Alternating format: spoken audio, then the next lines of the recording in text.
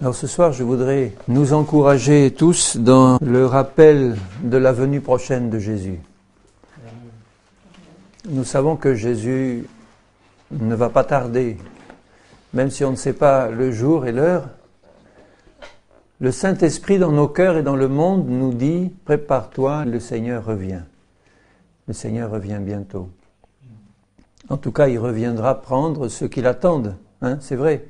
Si nos yeux sont fixés vers lui, vers le haut et vers les choses d'en haut, quel que soit le moment où il viendra, nous serons prêts. Si nos yeux sont toujours fixés sur les choses d'en haut, si nous nous affectionnons aux choses d'en haut, là où habite le Seigneur, il habite dans nos cœurs par la foi, mais il est assis à la droite du Père dans les lieux très hauts et il prépare sa venue. Quelquefois je dis, Seigneur, j'aimerais que tu me fasses la grâce de pouvoir percer un petit trou là dans le ciel pour voir par le trou de la serrure les préparatifs qui sont en train d'être faits là-haut pour accueillir ton épouse. Les anges qui préparent tout ce qui doit être préparé. Le Seigneur qui s'affaire à bâtir et à construire et à préparer les demeures qu'il a préparées pour nous. N'a-t-il pas dit, je vais vous préparer des demeures et quand je les aurai préparées, je reviendrai vous chercher pour que vous soyez avec moi pour toujours. J'aime parler du ciel et des demeures qui nous attendent parce que dans ces demeures, il y a la présence du Seigneur partout. L'Esprit du Seigneur pénètre dans tout le ciel, partout. Il imprègne toute l'atmosphère céleste et nos yeux le verront pour toujours. Et il y a de grandes consolations à méditer sur le ciel et sur la Jérusalem céleste et sur la présence du Seigneur là-haut. Il y a de grandes consolations pour nous et de grands encouragements. D'abord pour continuer à nous préparer, puis ensuite pour gagner des âmes pour le Seigneur, parce que c'est tellement beau d'être là-haut avec le Seigneur. Quand on compare avec le sort des perdus, affreux, et qu'on voit les merveilles que le Seigneur a préparées pour ceux qui acceptent son salut. Et le Seigneur constamment veut parler à nos cœurs par le Saint-Esprit pour nous rappeler qu'il vient bientôt, chercher celle qu'il aime, celle qu'il attend. J'aimerais lire un court passage dans la fin du chapitre 17 de Luc. Jésus nous parle de l'enlèvement et je vais lire la fin du chapitre 17 de l'évangile de Luc à partir du verset 20 et jusqu'au verset 37. Les pharisiens demandèrent à Jésus quand viendrait le royaume de Dieu. Il leur répondit, le royaume de Dieu ne vient pas de manière à frapper les regards. On ne dira point, il est ici ou il est là, car voici le royaume de Dieu est au milieu de vous. La présence du Seigneur, elle est dans nos cœurs, et là où 2 ou 3 sont assemblés dans l'amour du Seigneur, et dans l'amour du cœur, le Seigneur est au milieu d'eux. Et il dit aux disciples, des jours viendront où vous désirerez de voir un des jours du Fils de l'homme, et vous ne le verrez point. On vous dira, il est ici, il est là, n'allez pas, ne courez pas après, car comme l'éclair resplendit et brille d'une extrémité du ciel à l'autre, ainsi sera le Fils de l'homme en son jour. Mais il faut auparavant qu'il souffre beaucoup et qu'il soit rejeté par cette génération. Je crois que là Jésus parlait non seulement de la génération qui était la sienne au moment où lui a été rejeté quand il était sur la terre, mais je crois qu'il parle aussi de la génération du monde qui nous entoure, qui va vivre le moment de son retour. Le Seigneur va souffrir beaucoup dans son cœur avant son retour, parce que la fin du chapitre nous montre que le temps qui précède son retour sera un temps comparable à celui de Noé et à celui de Sodome avant leur destruction. Et le cœur du Seigneur qui aime les pécheurs, puisqu'il nous en a retirés par son sang et son sacrifice, le Seigneur voudrait que tous les hommes soient sauvés. Il voudrait que tous les hommes viennent à la connaissance de Jésus. Et son cœur souffre en ce moment même de voir que tant d'hommes s'écartent du Seigneur, ne le recherchent pas, ou n'acceptent pas le salut qui leur est tendu, ou s'enfoncent de plus en plus dans la violence, dans le péché, et dans l'occultisme et dans toutes ces choses, alors que lui a un si beau salut à leur proposer. Le cœur du Seigneur souffre beaucoup parce qu'il sera rejeté par la dernière génération, dans son ensemble. Je ne parle pas de l'Église, de l'épouse qui l'attend. Et il dit au verset 26, « Ce qui arriva du temps de Noé arrivera de même au jour du Fils de l'homme. Quand il parle des jours du Fils de l'homme, il veut parler des jours qui précèdent son retour, bien sûr.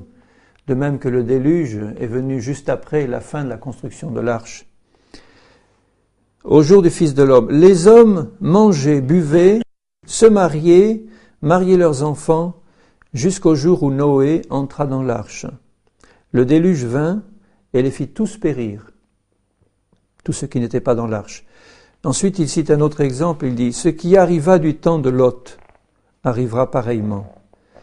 Les hommes mangeaient, buvaient, achetaient, vendaient, plantaient, bâtissaient.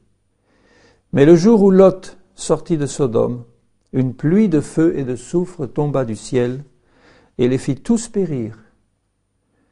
Il en sera de même le jour où le Fils de l'homme paraîtra.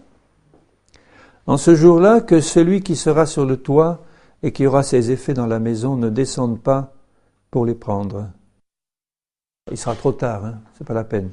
« Et que celui qui sera dans les champs ne retourne pas non plus en arrière. Souvenez-vous de la femme de Lot. Son cœur était encore attaché à Sodome et elle a été changée en statue. Celui qui cherchera à sauver sa vie la perdra. Et celui qui la perdra la retrouvera. Celui qui la perd en Christ et qui ne cherche pas à sauver sa vie par des moyens humains et en s'attachant aux choses de la terre, celui-là, il la retrouvera en Christ, sa vie. Je vous le dis, en cette nuit-là, de deux personnes qui seront dans un même lit, l'une sera prise et l'autre laissée. De deux femmes qui moudront ensemble, l'une sera prise et l'autre laissée. De deux hommes qui seront dans un champ, l'un sera pris et l'autre laissé. Les disciples lui dirent « Où sera ce Seigneur ?» Et il répondit « Où sera le corps ? Là s'assembleront les aigles. » Et je crois que le Seigneur, quand il dit « Là où sera le corps, là s'assembleront les aigles », il y a plusieurs interprétations possibles, mais moi j'aime cette interprétation-là, celle que je vais vous donner, qui est une des interprétations possibles. C'est que les aigles représentent les anges du Seigneur qui viennent dans les derniers temps faire le tri entre le bon grain et l'ivraie, entre les élus et les fils du malin dans le champ du monde. Et au moment de la grande moisson finale, ils font le tri, ils séparent la moisson du Seigneur et ils l'engrangent. Et le corps, c'est le corps de Christ. Vous savez, les aigles, là, ils parlent de corps morts, de cadavres. Les aigles s'abattent sur les animaux morts et les emportent. Ils amènent aussi des vivants. Dans d'autres versions, il est parlé des vautours. Donc, ce sont des rapaces qui viennent prendre le cadavre. Et spirituellement parlant, ce sont des anges qui viennent prendre l'Église, corps de Christ, qui, elle, sur la terre, est comme un cadavre parce qu'elle est morte aux choses du monde. Elle est vivante en Christ, bien sûr, mais par rapport aux choses du monde, elle est morte, elle est passée par la mort et par la résurrection. Et les anges vont prendre l'Église qui est vraiment passée par la mort et par la résurrection. Par rapport aux choses du monde, nous devons être morts pour que la vie de résurrection de Christ se manifeste en nous. Et il parle là de la fin des temps et de l'enlèvement de l'Église fidèle. Et il donne deux exemples, l'exemple de Noé et l'exemple de Lot. Et j'aimerais vous parler un peu plus de ces deux hommes ce soir, parce que l'un, Noé, qui était un juste, a sauvé toute sa famille en montant dans l'arche. C'était le seul qui a été trouvé juste en son temps. Et Lot aussi était le seul juste à Sodome. Mais Lot a une grande différence avec Noé, c'est que d'une part, il n'a pas sauvé toute sa famille, et il s'est sauvé lui-même de justesse. Et c'était un juste qui avait décidé d'habiter au milieu de Sodome, dans un endroit où il n'aurait pas dû aller. Et malgré cela, il est appelé juste dans la parole. Mais il y a une grande différence entre les deux justes, Noé et Lot. Noé était un juste qui vivait par l'Esprit et qui marchait par l'Esprit, qui vivait dans la victoire du Seigneur. Lot était un juste qui était simplement juste, je dirais, mais qui faisait beaucoup de compromis dans sa vie personnelle au point d'aller habiter en plein milieu de cette ville impie, tout en restant juste pour lui-même. Mais il a dû finalement abandonner tout ce qu'il avait et une partie de sa famille. Il n'a sauvé péniblement que 2 de ses filles. Le reste de sa famille a péri. Il n'a pas été comme Noé. Il n'a pas été fidèle en toutes choses comme Noé. Et il en sera de même à la fin des temps, Au moment où le Seigneur viendra prendre l'Église, il prendra son peuple, et parmi son peuple, il prendra que les justes, comme Noé et Lot, mais certains comme Noé seront pris alors qu'ils marchaient pleinement dans la victoire, et d'autres comme Lot seront pris parce qu'ils sont justes, c'est-à-dire parce qu'ils ne marchent pas dans le péché, mais ils n'auront pas eu assez de la présence de Dieu dans leur vie pour être un témoignage vivant auprès de ceux qui les entourent, au point de sauver leur famille et de donner un témoignage puissant à ceux qui les entourent. Et s'il est sauvé quand même, c'est parce qu'il est juste. C'est parce que dans son cœur, il était attristé par le péché qui l'entourait. Il ne participait pas au péché, mais il n'a pas été un vainqueur comme Noé et comme Abraham. Si vous regardez dans la deuxième épître de Pierre, il est parlé aussi du jugement de la fin, et il reparle aussi de Noé et de Lot. Dans 2 Pierre 2, c'est curieux que dans ce passage aussi, il parle de jugement final et il parle de Noé et de Lot. Et dans 2 Pierre 2, je commence au verset 1er d'abord. Il y a eu parmi le peuple de faux prophètes et il y aura de même parmi vous de faux docteurs qui introduiront des sectes pernicieuses et qui, reniant le maître qui les a rachetés, donc il parle là de chrétiens qui ont renié le maître qui les avait rachetés. Donc ils étaient rachetés et ils ont renié. Et ils sont devenus des faux prophètes et des faux docteurs et qui attireront sur eux une ruine soudaine. Alors ça, c'est la troisième catégorie des chrétiens qui, elle, ne sera pas enlevée parce qu'ils étaient dans le corps de Christ, ils ont renié leur maître, ils sont devenus de faux docteurs et de faux apôtres. Ceux-là sont destinés à la ruine et au jugement. Ils attireront sur eux une ruine soudaine. Plusieurs les suivront dans leur dissolution, et la voix de la vérité sera calomniée à cause d'eux. Par cupidité, ils trafiqueront de vous au moyen de paroles trompeuses, eux que menace depuis longtemps la condamnation et dont la ruine ne sommeille point. Car, si Dieu n'a pas épargné les anges qui ont péché, mais s'il les a précipités dans les abîmes de ténèbres et les réserve pour le jugement, s'il n'a pas épargné l'ancien monde, mais s'il a sauvé Noé, lui, 8e, ce prédicateur de la justice. Noé est appelé prédicateur de la justice. C'était un homme juste lui-même, et c'est pour cela qu'il pouvait prêcher la justice. Ce qui est important quand quelqu'un prêche, c'est pas tellement ce qu'il dit, c'est sa vie. C'est pour moi que je le dis. Et pour nous tous, c'est pas tellement les paroles que nous disons aux autres qui vont les toucher, c'est notre vie. Et si Noé a pu être un prédicateur de la justice vraiment entre les mains du Seigneur, c'est parce que c'était un homme juste. Mais vous voyez que dans le cas de Noé, à part sa famille, il n'a amené personne au salut. Et il ne faut pas nous culpabiliser si nous ne voyons pas notre ministère auprès des autres porter beaucoup de fruits au sens amener beaucoup d'âmes au Seigneur. Le Seigneur veut que tous les hommes soient sauvés. Il va se servir de nous pour en sauver. Il peut permettre que nous passions par des moments où nous n'en sauverons pas, bien que nous fassions tous les efforts pour le faire, parce que Noé était un prédicateur de la justice et il passait tout son temps libre à prêcher la parole du Seigneur, à prophétiser la destruction qui venait, à annoncer le déluge et à dire « Je vous en supplie, retournez-vous vers Dieu et marchez avec lui, vous allez éviter la catastrophe. » Et il n'est pas parvenu, mais il a fait ce que Dieu lui demandait, c'est-à-dire vivre saintement et annoncer ce que Dieu lui demandait d'annoncer.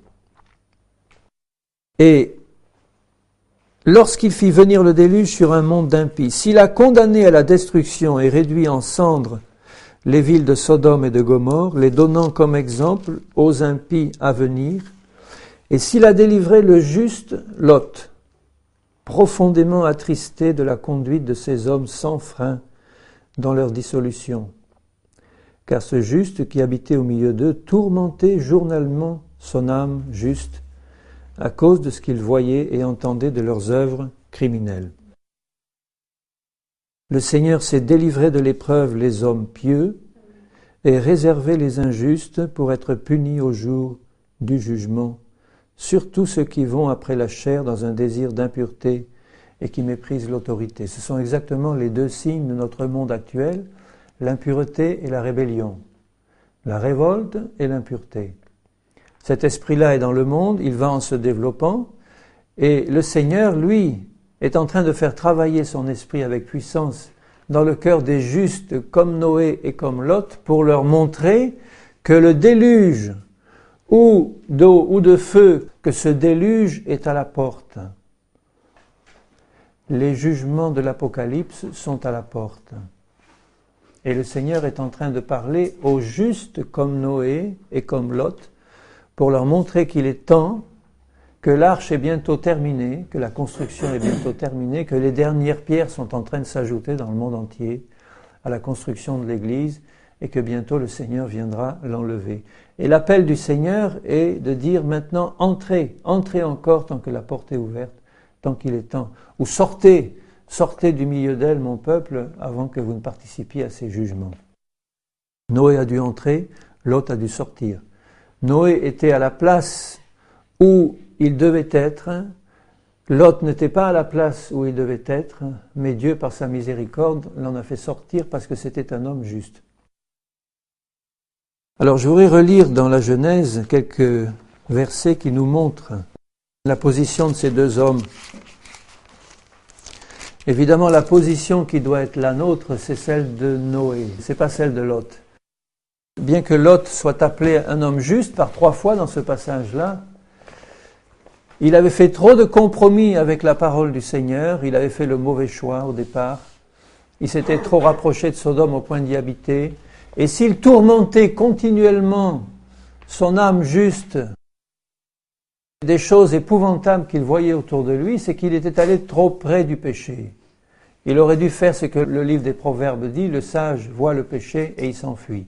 Ce qui ne l'empêche pas d'annoncer la parole du Seigneur, mais faire comme Lot, c'est-à-dire habiter en plein milieu d'un endroit où Dieu ne le voulait pas, c'est ce qui a causé la perte d'une partie de sa famille et qui a failli causer la sienne. S'il avait laissé rentrer le péché dans son cœur, lui aussi, il aurait été perdu avec les autres.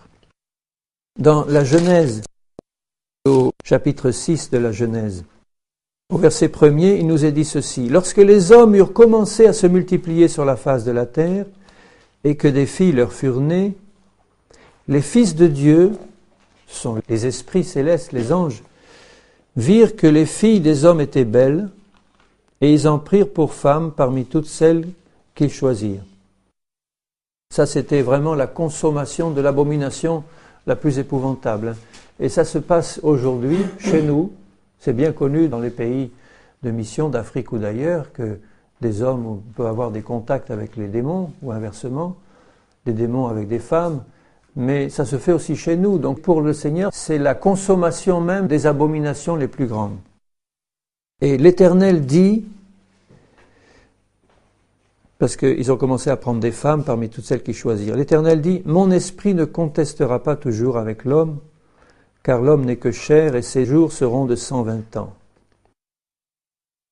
Et au verset 5, « L'Éternel vit que la méchanceté des hommes était grande sur la terre, et que toutes les pensées de leur cœur se portaient chaque jour uniquement vers le mal. » Vous vous rendez compte?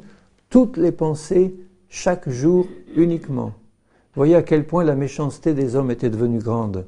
« Et l'Éternel se repentit d'avoir fait l'homme sur la terre, et il en fut affligé dans son cœur. » Moi, c'est une expression qui me touche, ça, parce que quand je pense à l'Éternel, ce Dieu glorieux, ce Dieu plein d'amour et de miséricorde, qui avait prévu des choses si merveilleuses pour sa créature, et qui avait prévu un paradis terrestre merveilleux, les meilleures choses de sa création étaient réservées pour l'homme qu'il aimait et qu'il avait créé.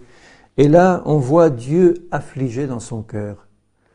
Dieu était triste dans son cœur de voir la situation du monde. Et je suis sûr, bien-aimé, qu'aujourd'hui, le cœur du Seigneur est affligé quand il voit la situation du monde, parce que nous sommes dans des temps qui ressemblent au temps de Noé et au temps de Lot. Jésus l'a dit, juste avant mon retour, ça sera ça.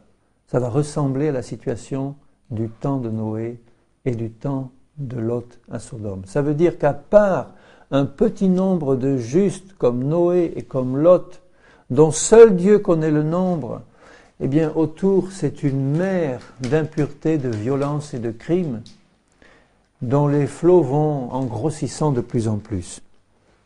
Et Dieu s'afflige. Voyez que le Seigneur n'est pas heureux d'envoyer la destruction et les jugements. Il n'est pas heureux. Il s'afflige, mais il ne peut pas faire autrement. Il voudrait que tous les hommes soient sauvés. Il a patienté des dizaines et des centaines d'années. Quand Noé a commencé son arche avec les moyens de l'époque, ça a duré au moins une centaine d'années pour la construire. Et pendant toute cette période, eh bien les hommes voyaient Noé, ils entendaient sa prédication de la justice, ils entendaient ses appels et ils se moquaient. Ils se moquaient de ce vieux qui leur annonçait des choses folles, alors qu'ils auraient dû être percés dans leur cœur par un esprit de repentance et se prosterner devant l'Éternel. Et l'Éternel dit, « J'exterminerai de la face de la terre l'homme que j'ai créé, car je me repens de les avoir faits. » Mais Noé trouva grâce aux yeux de l'Éternel. Voici la postérité de Noé. Noé était un homme juste et intègre dans son temps. Noé marchait avec Dieu. Voilà, amen, bien-aimés, la position de l'épouse de Jésus aujourd'hui. Juste, intègre et marcher avec Dieu. Pas seulement juste et intègre, parce que Lot était juste et intègre, mais il n'a pas marché avec Dieu. Alors que Noé était juste et intègre et il marchait avec Dieu. Marcher avec Dieu, c'est accompagner Dieu ou être partout où Dieu veut que nous soyons. Marcher avec Dieu, pour nous, nous dirions marcher par l'Esprit du Seigneur. Ça ne veut pas dire être parfait en tout point. Ça veut dire simplement avoir un cœur tout entier pour le Seigneur. Intègre, ça veut dire ça. Intégral, c'est 100%. Intègre, ça veut dire tout pour le Seigneur. Tout entier pour toi, Seigneur. Et juste, ça veut dire que j'évite le péché. Nous avons l'énorme, le merveilleux privilège d'avoir le sang de Jésus. Quelquefois, je pense que nous ne mesurons pas la valeur du sang de Jésus à sa grandeur réelle. Nous sommes un peu comme le souverain sacrificateur de l'Ancien Testament qui rentrait dans le lieu très saint en tremblant une fois par an. Alors qu'aujourd'hui, dans sa grâce infinie, le Seigneur nous permet par le sang de Jésus de nous approcher du trône, du lieu très saint, en permanence quand nous le voulons. Et si nous pouvons nous approcher du lieu très saint et y entrer pour être en communion avec Dieu, ce n'est pas sur la base de nos mérites, de nos perfections, de ce qu'on a fait pour le Seigneur. Rien de tout ça ne nous approche du Seigneur. Ça ne veut pas dire qu'il ne faut pas être rempli de mérites pour Dieu, de dons, de fruits, etc. Mais ce n'est pas ça qui nous rapproche du Seigneur. Et si Jésus dit dans l'Épître aux Hébreux, si le Seigneur dit « Approchons-nous donc avec assurance du trône de la grâce », c'est à cause du sang de l'agneau. Ce sang qui nous recouvre, qui efface tous nos péchés, quand évidemment nous avons le désir de ne pas marcher dans le péché, que nous les reconnaissons devant Dieu, que nous nous humilions quand le Saint-Esprit nous montre le péché dans nos vies. Ça va de soi, ça évidemment. C'est la pire abomination quand nous nous approchons avec assurance du trône de la grâce alors que nous vivons dans le péché. On ne pénètre pas dans le lieu très saint avec un vêtement souillé. Mais quand nous sommes humbles devant Dieu, reconnaissant nos manquements, nos péchés, en disant « Seigneur, je les confesse et je me mets sous ton sang ». Le sang de Jésus suffit et le sang de Jésus nous donne un plein accès. À ce moment-là, tu n'as plus besoin d'être coupable de quoi que ce soit devant Dieu. Et souvent, cet esprit de culpabilité nous tenaille. On a du mal à imaginer que Dieu nous accepte quand même, sachant ce qu'il y a encore dans nos vies comme imperfection, comme choses qui ont besoin d'être redressées. On le sait ça, et ça nous empêche d'avoir de l'assurance parce que quelque part dans notre conscience, on voudrait s'approcher du Seigneur dans nos propres mérites, en disant « Seigneur, tu vois, aujourd'hui, ça vous est jamais arrivé, ça de dire « Aujourd'hui, Seigneur, j'ai eu une journée pas trop mal, hein, vraiment. Enfin, j'ai vraiment fait des efforts et tu vois, Seigneur, les choses que j'ai faites hier, l'impatience et tout ça, ben aujourd'hui, j'ai fait un effort et c'était pas trop mal. Alors, ce soir, dans ma prière, j'aurai un peu plus d'assurance pour m'approcher de toi. Mais ça, c'est pas du Seigneur, ça. Ça, c'est pas l'évangile de grâce. C'est simplement dire, Seigneur, j'ai envie, je désire m'approcher de toi. Tel que je suis, je te demande pardon pour mes insuffisances, pour mes manquements, mes péchés. Et je crois que le sang de Jésus me donne une pleine entrée, parce que Jésus a payé pour moi.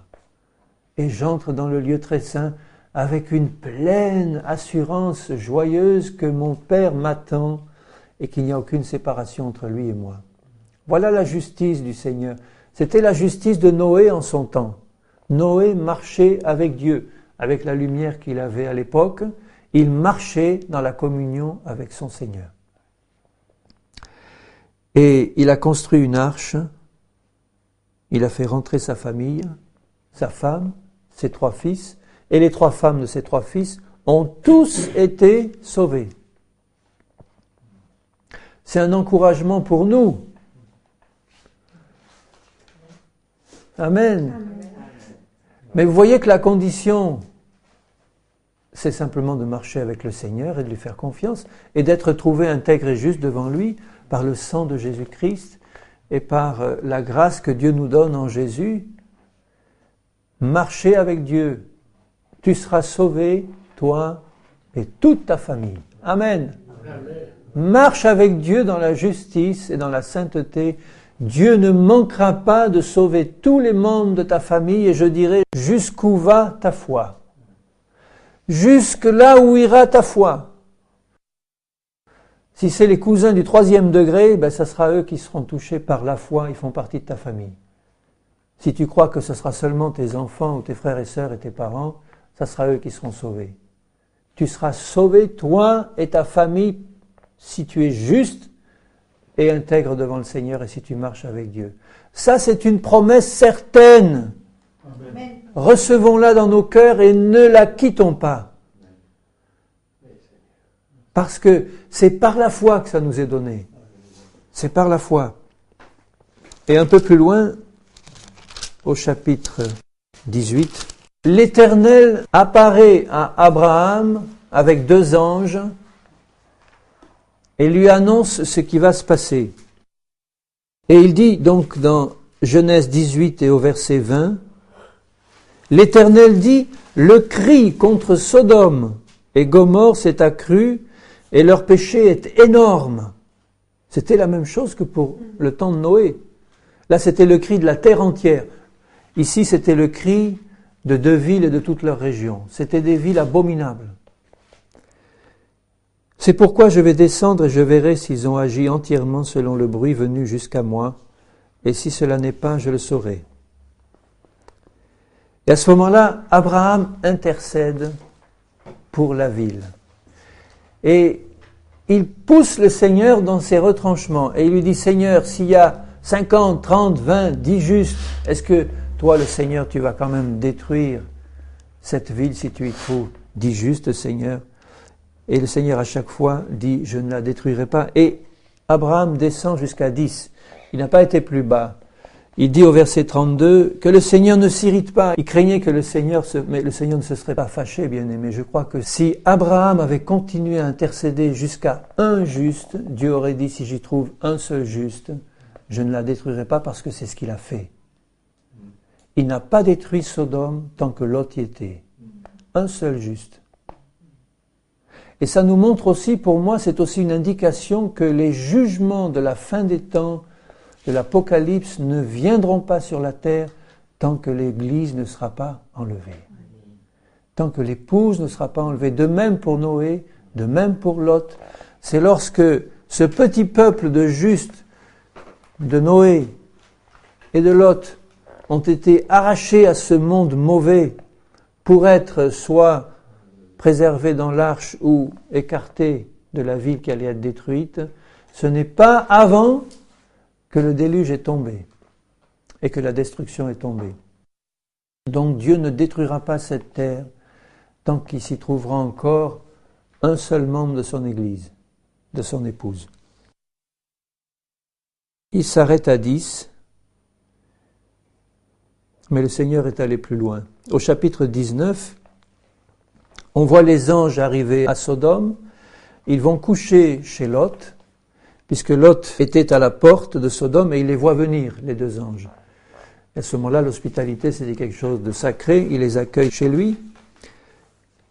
Lot était à la porte de la ville parce que c'est à la porte qu'étaient les notables. Les notables étaient à la porte et jugeaient les gens qui entraient et qui sortaient ou qui demandaient les jugements. Donc on voit que Lot, quand il avait choisi sa part que Abraham lui proposait, est-ce que tu veux la montagne ou est-ce que tu veux la plaine?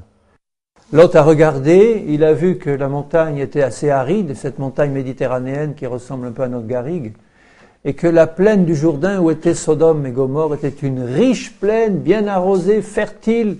Et là, Lot a commencé à faire le mauvais choix. Il a choisi de descendre plutôt que de monter. Voilà le chrétien juste qui commence à marcher dans la défaite, vous voyez. Il choisit de descendre au lieu de monter, au lieu de rester sur la montagne avec le Seigneur.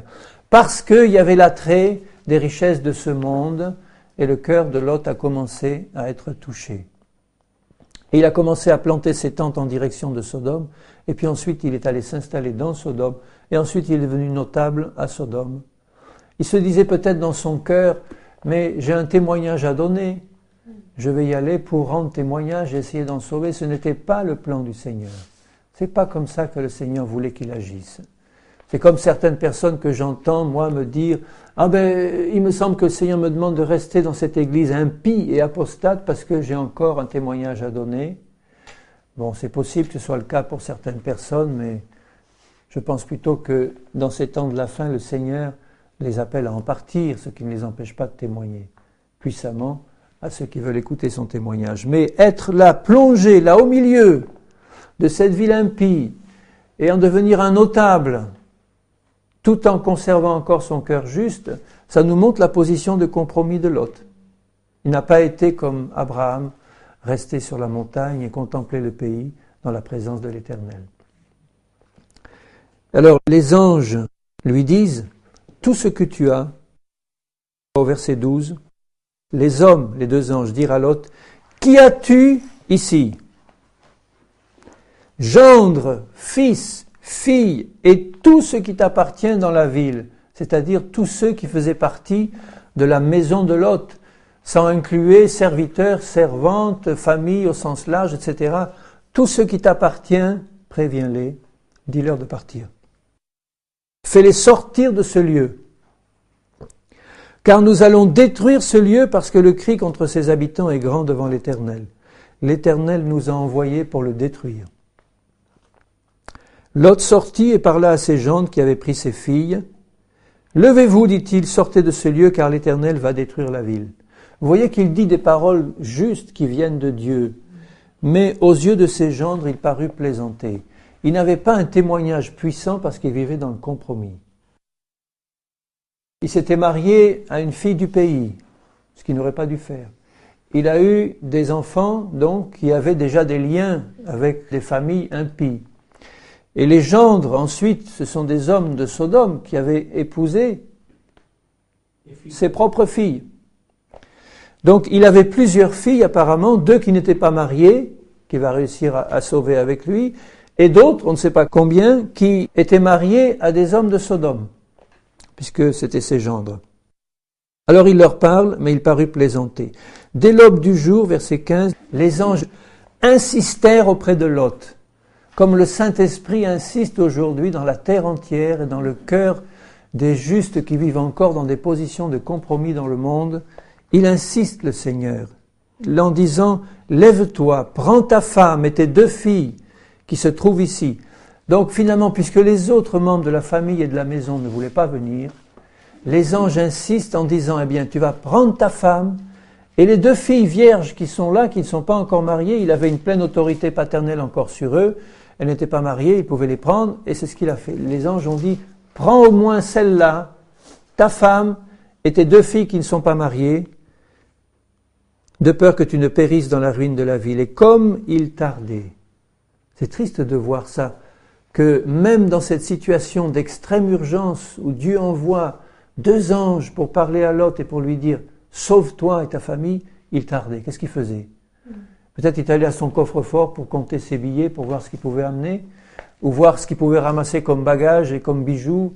Il tardait. Il ne faut pas que nous soyons de ceux qui tardent devant les jugements qui vont s'abattre sur ce monde, parce que ça montre que dans le cœur de Lot, il y avait encore des choses, malgré sa justice, un homme qui aimait Dieu et qui aimait marcher avec lui, mais des choses qui sentaient fort le compromis. Et comme il tardait, les hommes le saisirent par la main, lui, sa femme et ses 2 filles, car l'Éternel voulait l'épargner. Parce que, quand même, il était juste. Ils l'amenèrent et le laissèrent hors de la ville.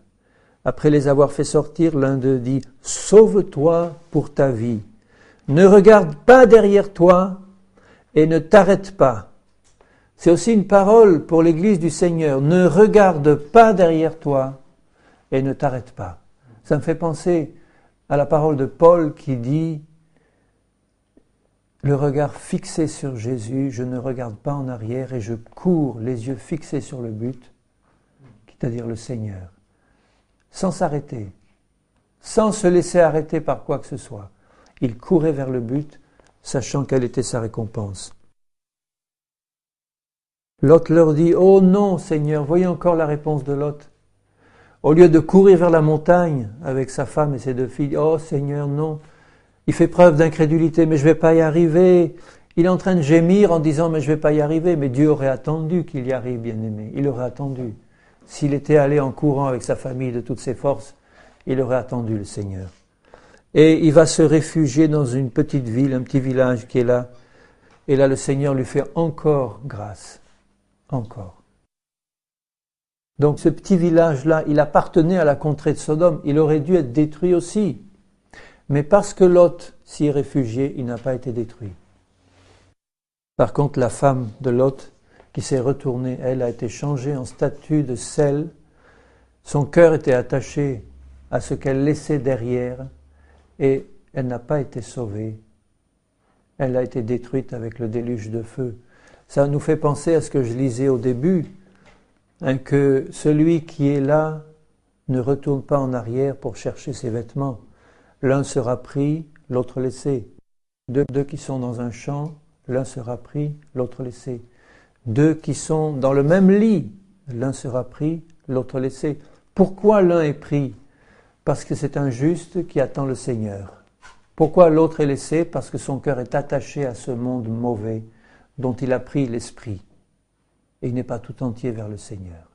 Le péché est entré dans le cœur de ceux qui sont restés derrière et qui ont été détruits par le jugement. C'est le cas de la femme de Lot. Elle aurait pu être sauvée, mais son cœur n'était pas au Seigneur. Son cœur n'était même pas avec son mari, dans le fond.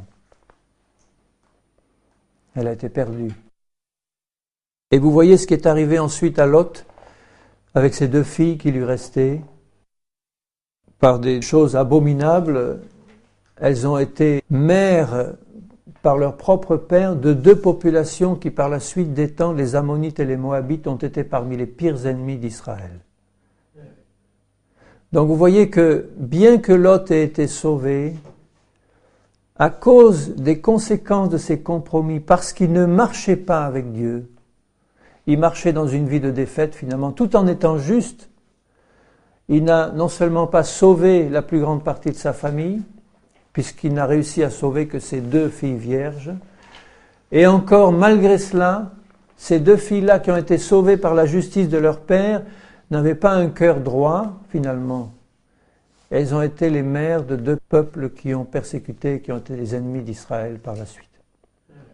Tout ça, c'est la conséquence de l'attitude de Lot. Donc vous voyez qu'on peut quand même, bien qu'on soit considéré comme juste par Dieu, à cause du sang de Jésus-Christ et à cause de la confession que nous avons faite de nos péchés, nous pouvons avoir une vie de défaite ou une vie de victoire. Et même si à la fin nous sommes enlevés, nous pouvons être enlevés dans des conditions victorieuses jusqu'au bout, ou des conditions enlevées, disons, je dirais, avec peine et in extremis. Lot a été sauvé comme au travers du feu. Et nous ne devons pas nous imaginer que cela plaît au Seigneur, cette situation-là, qu'il suffit que nous soyons justes devant Dieu parce que nous avons accepté le Seigneur comme notre Sauveur et que nous avons confessé nos péchés, que maintenant nous pouvons finalement vivre dans ce monde dans une position relativement facile, avec des biens de ce monde et au milieu de ces païens perdus. Je ne parle pas d'une présence physique au milieu du monde, mais d'une présence de cœur au milieu du monde. Lot était au milieu de Sodome parce que son cœur n'était pas entièrement à l'Éternel. Et c'est ça que Dieu condamne. Alors, je reviens à Luc pour terminer.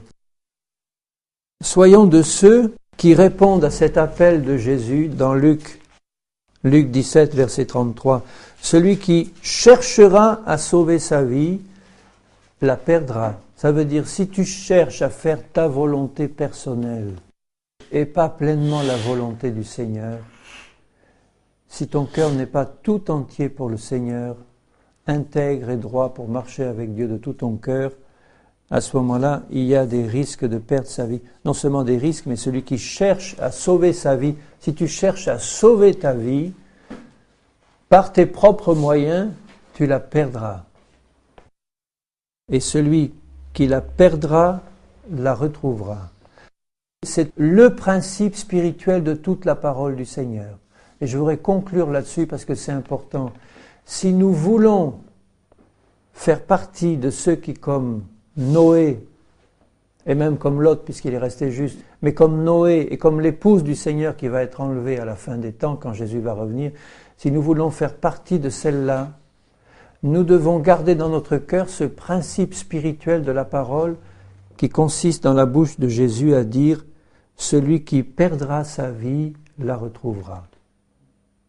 Demandons au Seigneur qu'il illumine les yeux de notre cœur sur cette parole de Jésus ce soir. Celui qui veut garder et sauver sa vie la perdra, mais celui qui perdra sa vie la retrouvera. Ça veut dire celui qui accepte pleinement Jésus-Christ de manière à ce qu'il n'y ait plus rien de notre vie passée et du monde auquel nous soyons attachés. Ça, c'est perdre complètement notre vie. Et perdre à 100% par une mort complète, une mort totale, une mort à 100%. Celui qui perdra sa vie en Christ de cette manière-là, vous savez que Jésus a dit, celui qui ne se charge pas chaque jour de sa croix ne peut pas être mon disciple. Ça veut dire celui qui ne vit pas en permanence dans la mort de Jésus-Christ par rapport à ce monde-là qui nous entoure, par rapport à notre vie passée, eh bien celui-là ne peut pas recevoir du Seigneur sa vie de résurrection et marcher dans la victoire. C'est pas possible. Un cœur partagé ne peut pas recevoir du Seigneur la plénitude. Celui qui la perdra, la retrouvera.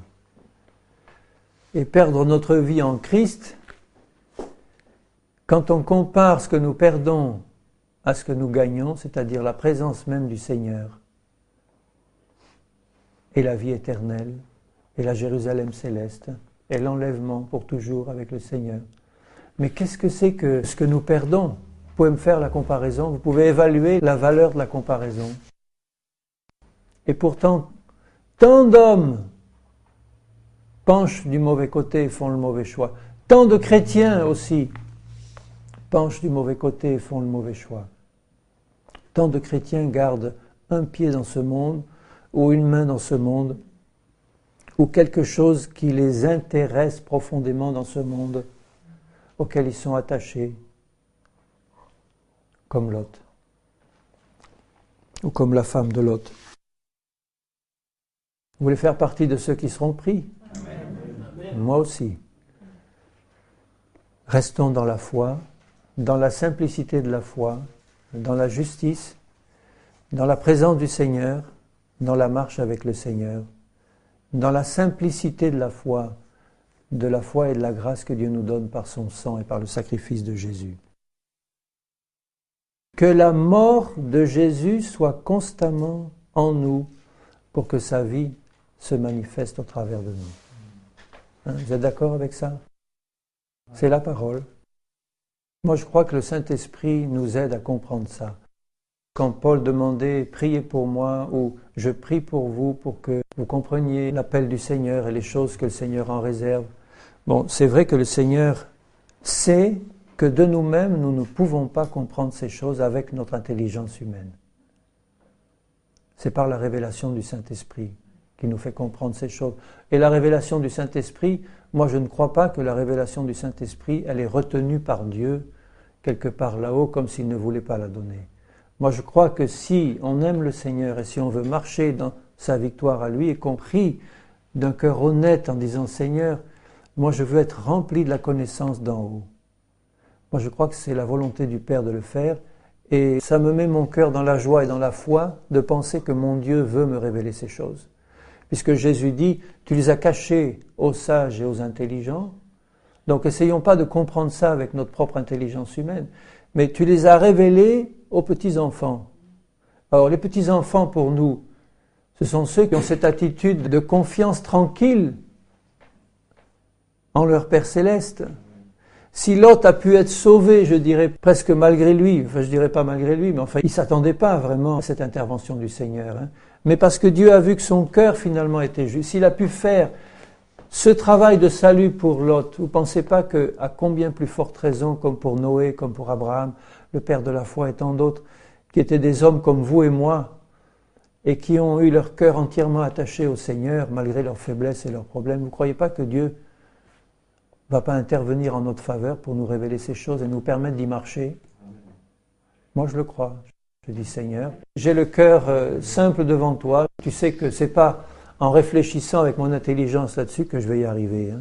Mais tu me fais lire ta parole par l'Esprit et je te prie, Seigneur, que constamment tu me révèles les choses d'en haut, les choses qui sont dans ton cœur, ce que tu veux que je fasse, dans quelle attitude tu veux que je marche, dans l'amour, dans la fidélité.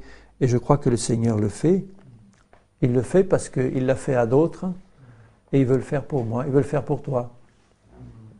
Il faut que nous ayons dans notre cœur cette confiance d'enfant envers notre Papa céleste. Seigneur, je ne suis qu'un petit enfant, de moi-même je ne peux rien faire. C'est comme si tu demandais à un petit enfant d'aller suivre un cours à l'université, il ne pourra pas.